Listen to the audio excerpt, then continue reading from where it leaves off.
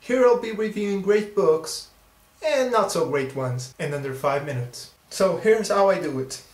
I'll evaluate the book based on the premise and the writing. I don't care about literary merit. I don't care if the author is praised tremendously. So, get further notice, let's start. So today's book, Odd Thomas by Dean Koontz. Dean Koontz is a great writer, okay?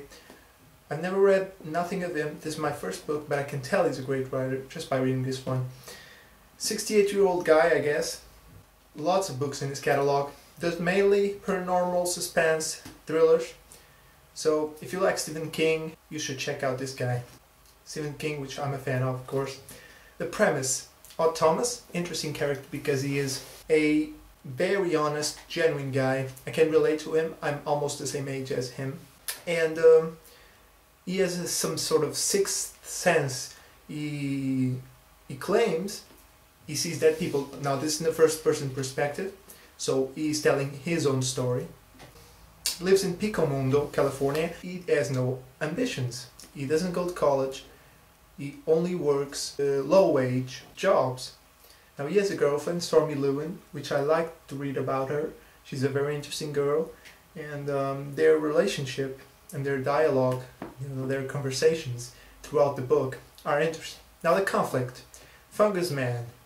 He is a guy that comes and seems odd, too odd, no pun intended, and he starts noticing something different about this guy. Now he comes and eats at the restaurant where he cooks, and he starts noticing something different because he has a sixth sense and he can tell the guy is odd. Again, no pun intended, god damn it. So he follows him home, and what he finds is distressing. He sees that he keeps journals and he keeps photos of dead people, just your basic psychopathic trace that you can find in some other people's houses. They might be out there. Premise, I give it 4 out of 5 stars. Very interesting, makes you think.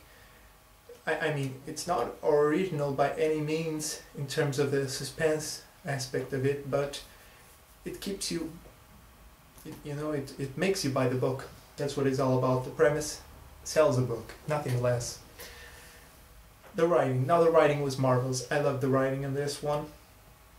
Great adjectives used, great words used, very elaborate prose, kind of mystical in a way. It makes you dream, really. It makes you dream. Better in the sense than Stephen King in a lot of aspects, in terms of the language. Stephen King likes to be more, more profane.